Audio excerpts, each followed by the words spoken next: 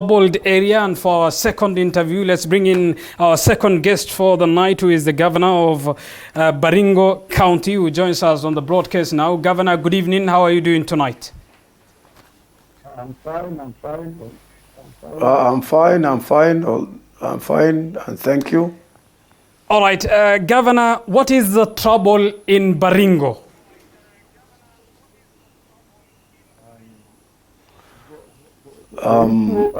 The issue at hand now is that a number of people have moved from their settlement. In Baringo South, they have moved people from Arabal, from Mochongoi, and they are now residing in a place called Kabel. And others have moved to Nakuru. And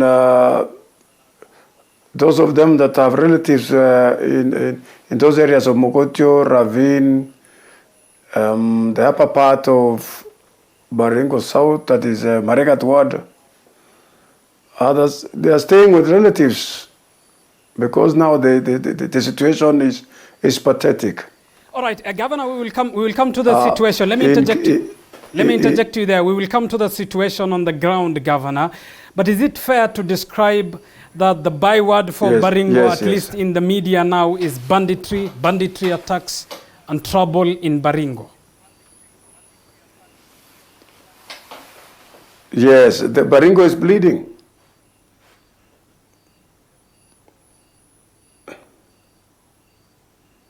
Why is Baringo bleeding, Governor? This is because of the guns that are in the hands of bandits. So these bandits who don't fear even the police, they don't fear the security agencies, and they seem to be more organized. And Governor, when the way they attack, they seem to be like an organized gang. All right, Governor, when you say Baringo is bleeding because of guns in the hands of bandits, doesn't that suppose the question of who put the guns in the hands of the bandits?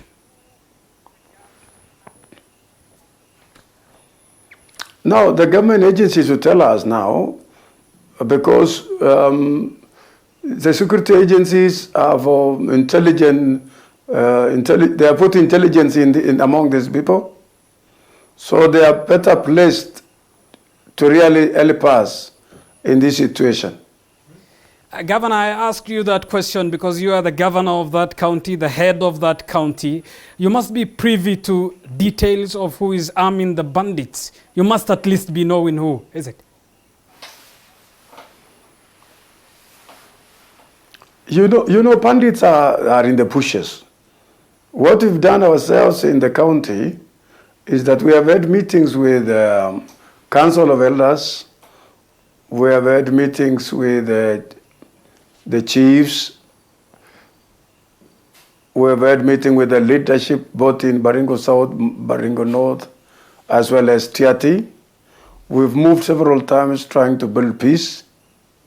But it seems we are talking to each other while these bandits are hiding in the bushes. So these people that are hiding in bushes, and many times others hide in among the farmers, livestock farmers in Tiati. But these are bandits. Nobody can tell where they are. They give roaming from Laikipia, they attack Arabal, they attack Samburu, all of a sudden they are in Kerio Valley. So these are bandits that we want to ask the national government to really flush them out. They should remove them from the community. All right, Governor, 2 weeks ago, political leaders from that county, you included, suspended campaigns for a week so as to come together to call for peace, security in the troubled region. That week lapsed. Has anything changed? So far, why we met was we were looking on to what the pathetic situation, so we wanted to maybe ask ourselves where we can get some assistance to those of them that are in camps. So we're appealing to the community to look for food, clothing. So I want to appreciate Red Cross and also the national government that supported us by giving us some food stuff to distribute to the population that are in Partabua ward, Samoisoi ward, and also Mukutani and Mochongoi ward. Now, our meeting will resolve to constitute Council of Elders that will be the leadership, and they will support and give us a way forward, because they will be interacting with the national government and also interacting with us, because we saw they are more neutral.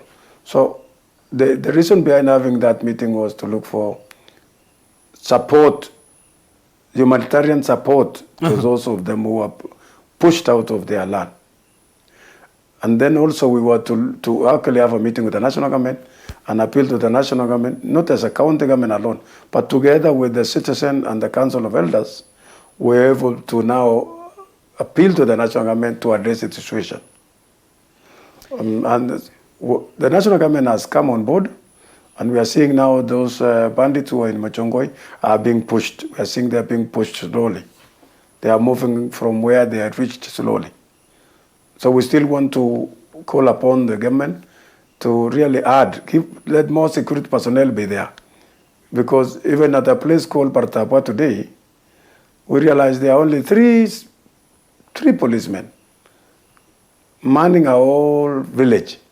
So what we are appealing is more security personnel to come to this region, because these guys can attack any minute. All right, Governor, let me interject you. Like move behind, but these guys are bad news. All right, Governor, let me ask you this, and you talk of Muchongoi. That's where more than 10 people, among them a senior police officer, were killed in the surrounding areas in less than 3 weeks ago.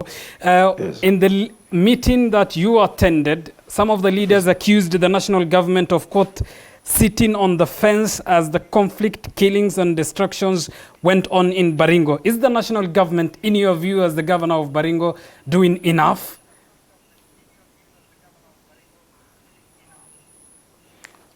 I want to just call upon Waziri Matiang'i that he walks the talk.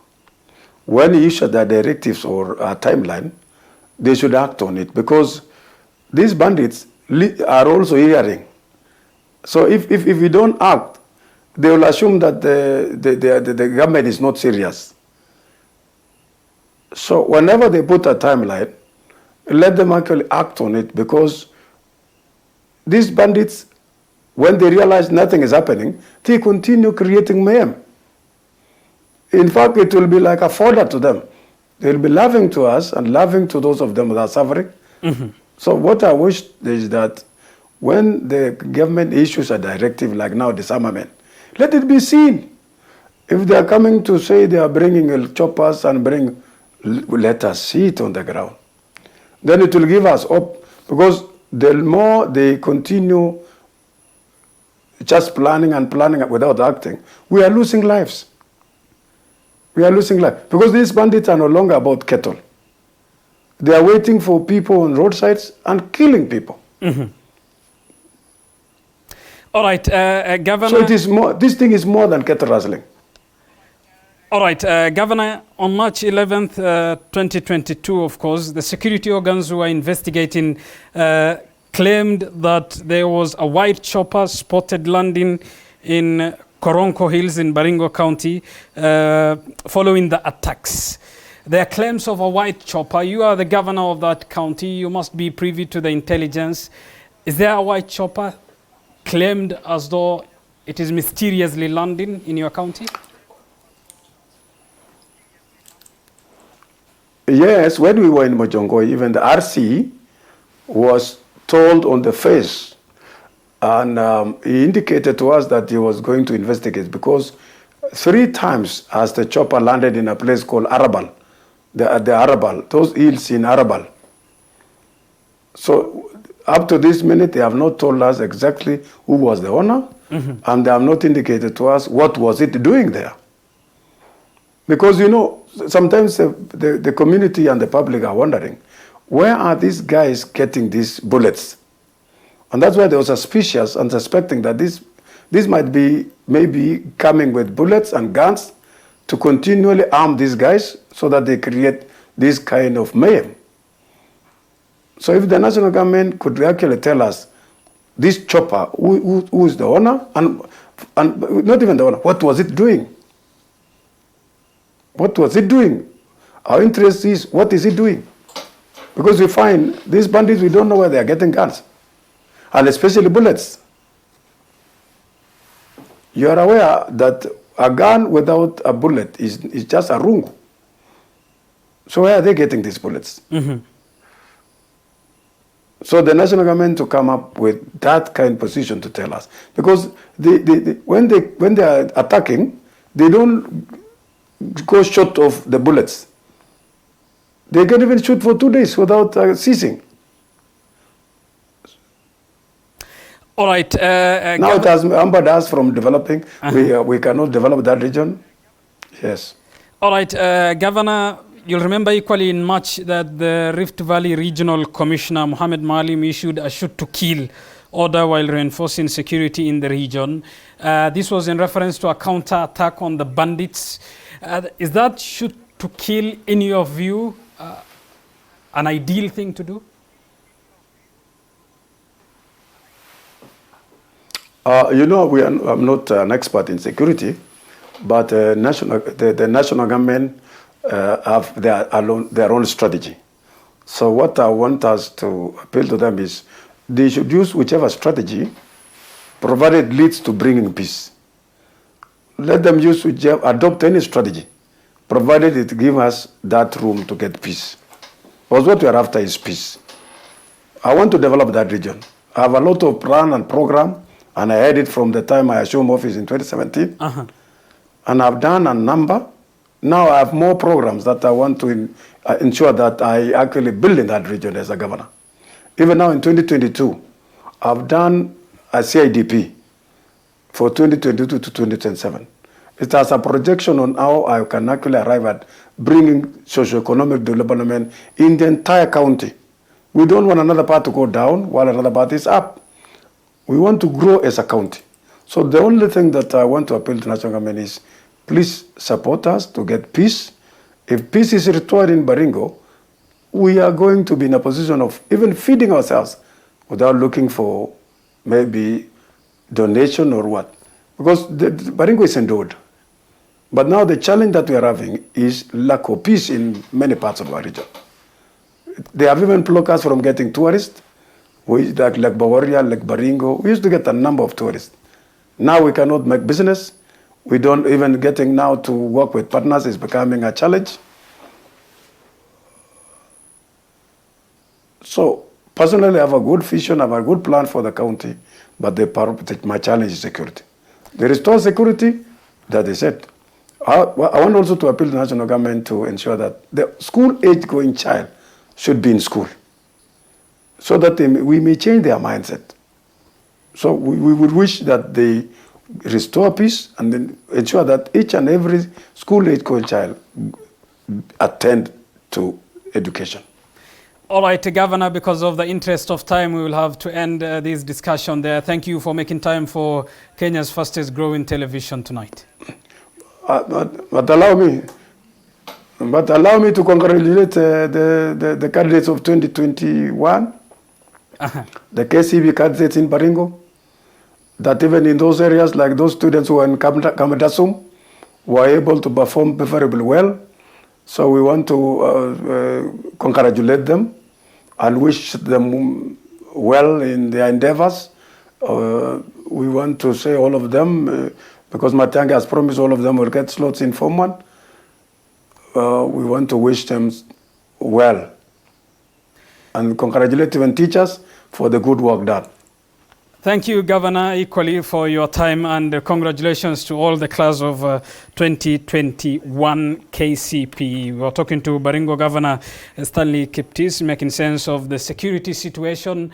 And as far as Baringo is concerned, you're watching TV 47. Remember, you can be part of this broadcast. Send us a message on 22047.